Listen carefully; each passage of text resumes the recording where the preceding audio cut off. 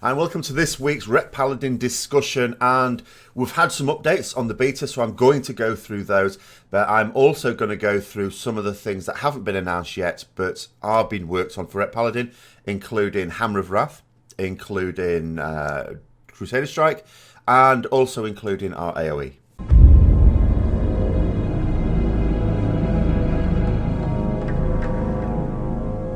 So we'll go through the changes that have hit the beta first, and then we'll go through the unannounced changes later on.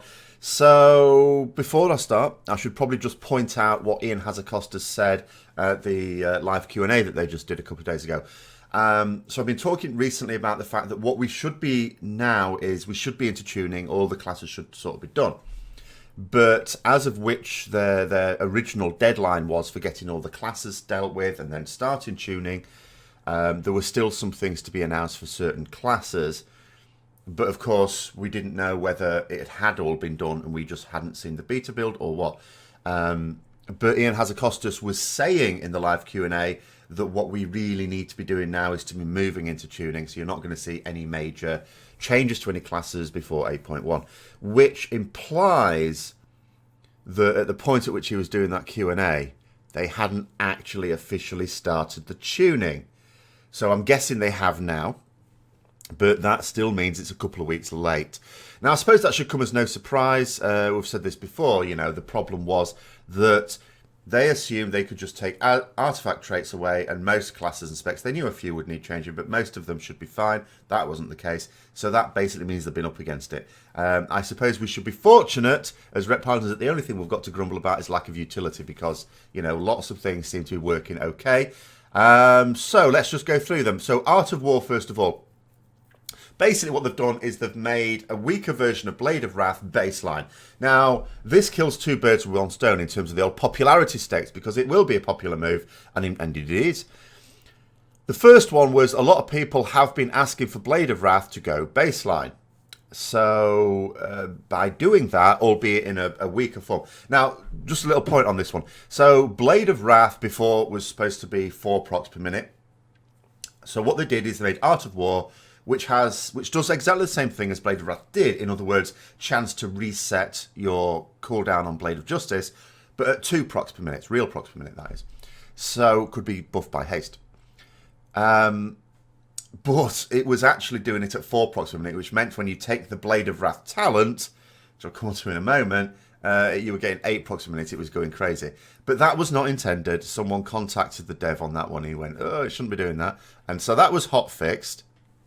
So it seems to be working fine now. I mean, I looked at the logs I did when I did some raid testing on Thursday, and I still thought I was getting a little high. Not as high as like 8 procs per minute, but a little high. But other people don't seem to have noticed the same thing, so I'm just going to put that down to me being a bit lucky. So yeah, it seems to be okay. No one seems to have a problem with that now.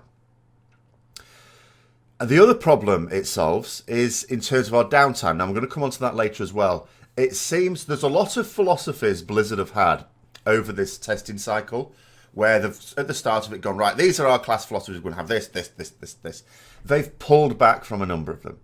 So the global cooldowns thing, they've pulled back a bit from that. Unfortunately, not all the way, which means there'll be some winners and losers there. Guess what? We're not one of the winners. But the class buffs, of course, is another one where they said, oh, each class must have a buff to make them feel special. And now they've said, oh, no, if we give a buff to everyone, no one feels special. In other words, really what's happening is they can't think of 12 buffs to give people without some of them being shites like ours was going to be. So, in other words, they've just left it as it is. And some people talking about the fact, oh, they've chosen because I think it's 5 classes that get buffs, and they've chosen these 5 because, you know, they don't have this or they have this or whatever. And Blizzard even trying to say, oh, we decided to give it to the ones that blah, blah, blah, blah, which is a load of rubbish.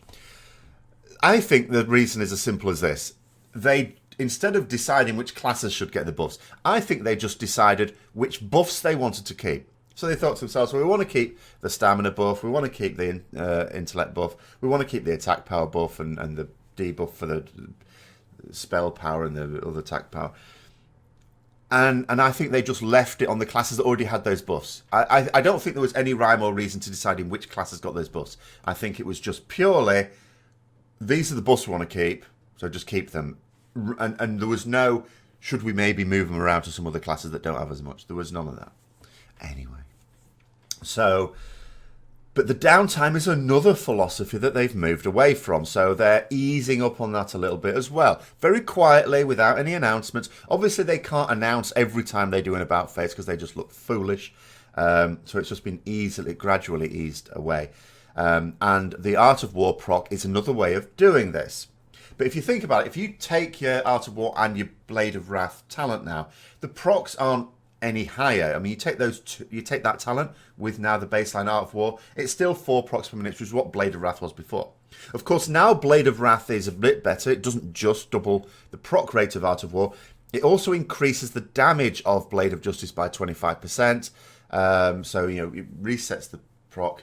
Going to do a Blade of Justice, 25% extra damage. Fantastic. Pretty good. So that means that the proportion of physical damage we'll be doing will have gone up a little bit as well. Now, how it ends up, I'm not quite sure, because another thing they've done is to nerf certain baseline abilities.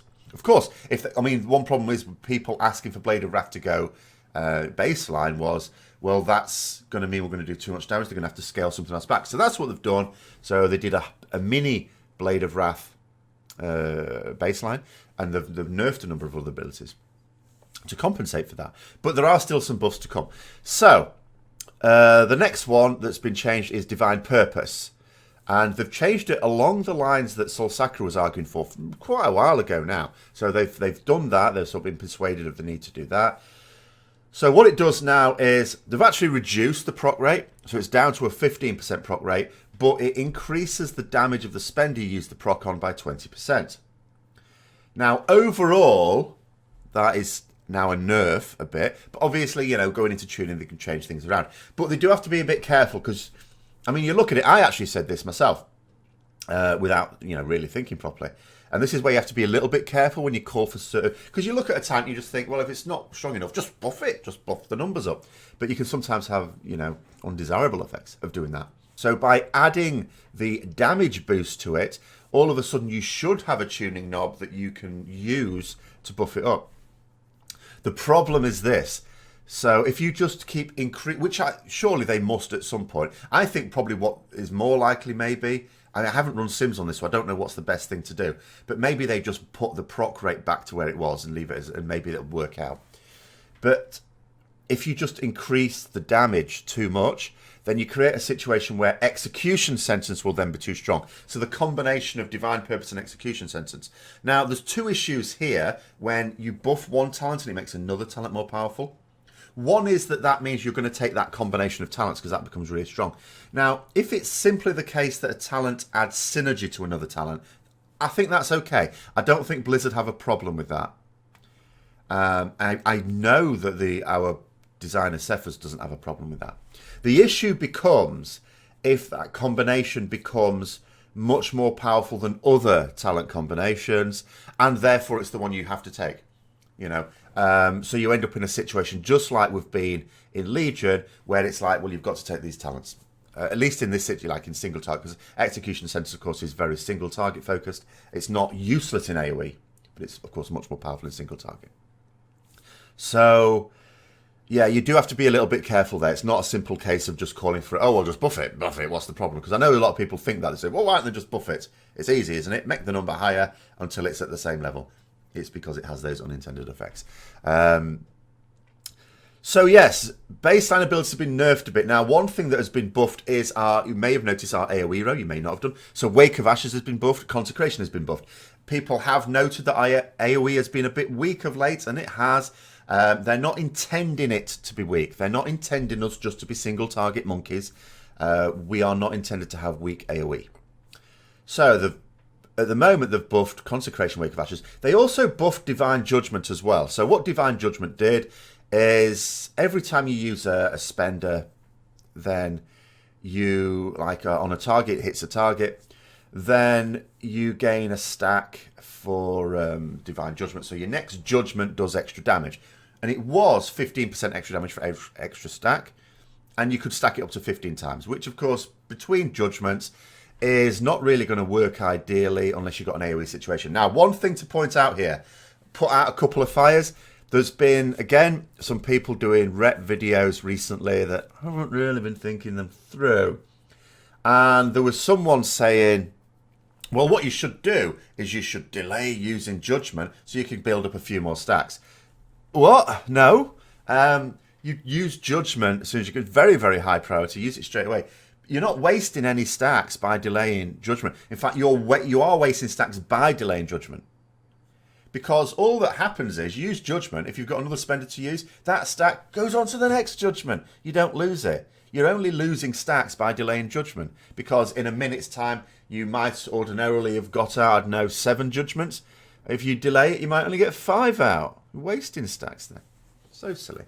So no, it wouldn't affect when you would use Judgment. If anything, it puts it higher priority, but then it's already very high. I think it's pretty much top priority anyway. And I think after these changes, at the moment, it would be. Obviously, tuning still to come. So, bear that one in mind. But the issue now is that Divine Judgment, okay, they've buffed the damage it does per stack by 20%, which sounds like a buff. It sounds like a 33% buff, in fact. Unfortunately, it's not, and I think this is someone just hasn't realised. I'm sure they will. I'm sure it's been pointed out by now. The problem is that it looks like a buff, but because they nerfed Judgment, then that extra percentage increase in damage hasn't actually worked out as an increase in damage, really. So it might be a slight buff. I haven't actually worked it out, but it's not the buff that it was intended to be. So Divine Judgment now proportionally is significantly weaker than Consecration of Wake of Ashes. Tuning still to come. I was discussing this with someone on the Ret Discord, Thurso, in fact, I think, and he was proposing with Divine Judgment what they should do is reduce the number of stacks and just increase the damage each stack does to help it be more useful in a single target situation. Because remember, the damage it does is not AoE. I mean, it's on the AoE row because you get most benefit from it during AoE phases, but all it does is buff your Judgment, which is single target. It doesn't cleave or anything like that, remember. So it is purely for single. So as I say, I describe its niche as being where you've got a high priority single target boss usually, and lower priority ads. So you can Divine Storm on the ads and judge on the boss. And even given that you're using Divine Storm over Templar's Verdicts on the boss, it still works out at a DPS increase on that single target. But that's its niche situation. So in other situations, not too good. So the argument is, well, if you reduce the number of stacks significantly and increase the amount each stack does, you can actually use it in a single target situation, just as you can, because Consecration and Wake of Ashes are fine for single target as well, remember. Even better now because they've been buffed the damage. So that might be the way to go with that one, but I don't really know what they're thinking on that one. So next one is Selfless Healer. So there's been a change on that one. All they've done really is increase the number of stacks you can gain. So it's, except what it did before was every time you use Judgment, you get a stack of Selfless Healer. And it meant that your next Flash of Light used would do 10% extra damage. And the cast time would be reduced by 33%. So if you did it 3 times, then that meant your Flash of Light did 30% extra damage. And it was instant cast, which meant you could use it on the move. Now, because they've changed it to 4 stacks, they don't want you actually going back in time to cast it. So they've also, the cooldown reduction, or the cast reduction, sorry, is 25% rather than, so it's a bit of a buff and it's a bit of a nerf. It's a buff in that if you do stack it up 4 times, it'll do more damage because it'll do 40% extra damage as opposed to 30%. However, you have to stack it 4 times to get the instant cast ability, which is one of its benefits.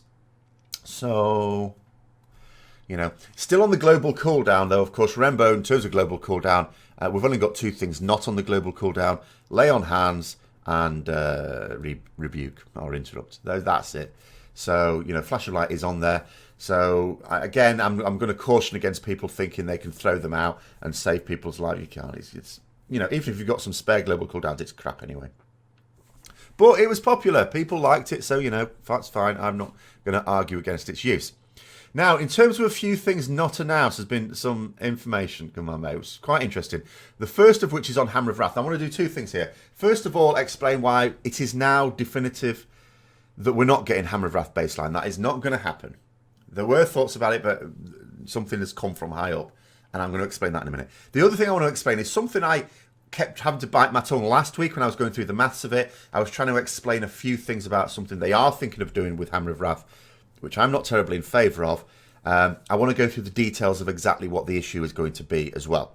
So with Hammer of Wrath, the reason we're not going to get it baseline, try and remember back to Legion, early Alfred Legion, where they took Hammer of Wrath away from us. And they said it's because, well, you want these unique abilities now. Warriors have executes. And I was saying to them, well, just stop it being an execute then. Just have it as something that only works during Avenging Wrath. I'm cool with that. It's not an execute then. But no, they wouldn't have it. So then they brought it back, and I'm thinking it's still an execute. And I'm thinking, wow, okay, if you change your mind then. So apparently this is how it works. Because it's a talent, that makes it different to a baseline execute. So it's now fine that we get that. So warriors are the only ones who are allowed a baseline execute. This is along the same philosophical lines as deciding that two identical abilities for different classes can be considered unique because one of them is on the global cooldown and one of them is off it. I'm not even kidding. So, yeah, the fact that it's not baseline for us is the way we're allowed it. So it's not going to go baseline for that reason. Now, in terms of what a potential issue is, so what had been discussed, I think I was talking about this, well, I know I was talking about this last week, is at the moment it's got a baseline cooldown of 7.5 seconds. They're thinking of changing it to 9 seconds and, as a result, increasing the damage of it. The problem with Hammer of Wrath at the moment is you look at the damage and you think it's not as good as, like, Judgment. Actually, Blade of Wrath has been significantly nerfed at the moment. So, I've completely forgotten. I wrote it down somewhere. I think, actually, Hammer of Wrath might do a little bit more damage than Blade of Justice now. In fact, it does, yes, I worked it out. So, Blade of Justice now is actually... don't be fooled by the tooltip. Remember, that's physical damage. When you take the armor off, it's actually weaker than the other big abilities. It's still stronger than Crusader Strike. But then it generates 2 holy power as opposed to 1. So that still puts it at higher priority, I think, than Hammer of Wrath at the moment. But, you know, that's a movable feast at the moment. So, but you look at the damage of it and you think, well, it's not really high priority, so I'm not going to be using it when it's available. So, we were talking about before, you sort of, or before, not now necessarily, should use it because it reduces those clashes. But if they increase the cooldown to 9 seconds and then increase the damage now would look good. It's like, oh yeah, this does loads of damage. I should use it as soon as I can. Which is how it should work for something that's not available all the time. It's only available during Avenging Wrath or Crusade if you've got that. And it's only available during Execute, which is defined as being below 20% health. So, you know, it should feel special. So here's how it would work out. So I've got the calculation. I did some of these calculations last week. What I did is I worked out when you can use it during Avenging Wrath. I'm not going to do it with Crusade because Crusade has variable haste. The haste ramps up. It's very fiddly to do that on Excel. Really what you want to do is a sim to make it easier and to prevent the possibility of mistakes. But you've got to still build your own modules on SimCraft, I think, at the moment. I'm not doing that. Sod it. So I'm just going to do this for Avenging Wrath, which lasts for 20 seconds. So, for 5% haste, first of all, which you might think sounds very low, but, you know, haste is not going to be easy to come by at the early part, at least, of Battle for Azeroth. So, when you ding, you might not even... I didn't even have 5% health. Haste, sorry. So, you know, 5% haste is not low for what you might end up with at level cap. Early days, anyway. So, that means that your cooldown is reduced to 7.1 seconds. So, let's say you use Avenging Wrath. So you use your first one on about 0 seconds. In reality, it's not 0 seconds because Avenging Wrath is on the global cooldown, but about 0. Then your second one goes at 7.1 seconds, then it's 14.3 seconds. The fourth one can't get off because that's 21.4 seconds. So you can get off 3 Hammers of Wrath if you use it on relatively high priority. In actual fact, you've got a bit of wriggle room there because the third one gets used on 14.3 seconds or more likely about 15 seconds. So you've got a few seconds spare. Now, if they changed it to a 9-second one, you can see on the bottom row there that the same thing happens. You get 3 uses out of it. So in both cases, you're going to be able to use Hammer of Wrath 3 times. But on the 9 cooldown one, it does more damage. So your Hammer of Wrath overall is going to do more damage. Even though they've increased the damage only in proportion to the cooldown, you'd think it should work out the same damage, doesn't matter. It just looks better. In reality, you're going to do more damage with the 9-second one. It will mean that the talent is worth more, in other words. So it sounds like a good thing. Because you use Hammer of Wrath over Blade of Wrath. Because Blade of Wrath at the moment is looking better than Hammer of Wrath. So that sounds ideal. So then what you do is you go, okay, so let's now say how we've got 10% haste. That maybe means we've got very little haste when we've used Inquisition, or we've just got 10% haste, and we're not using Inquisition. So we look at the same thing. This is now going to reduce the cooldown to 6.8 seconds in the case of the 7.5 one. So now we can see that we can still only get 3 out. We can almost get a 4th out. We can almost squeeze a 4th out, but not quite. We need another second or second and a half to squeeze that out. Then we look at the 9-second one, and again, it's the same thing. We can get 3 Hammers of Wrath in each case. So same thing, the 9-second version of Hammer of Wrath is going to do straight up more damage during our Avenging Wraths. I'm not going to talk about executes because that's very variable. Then we up the haste to 15%. Now remember, 15% could well be 15% haste, or it could be some combination of haste on your gear and Inquisition, which adds haste.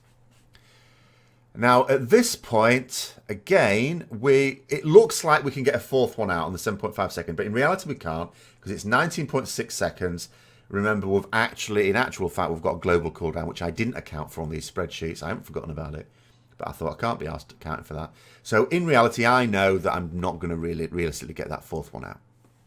So we leave that. We're still in a situation where we get 3 out each case. But now we bung it up to 20% haste. So again, it could be 12% haste, Inquisition, or whatever.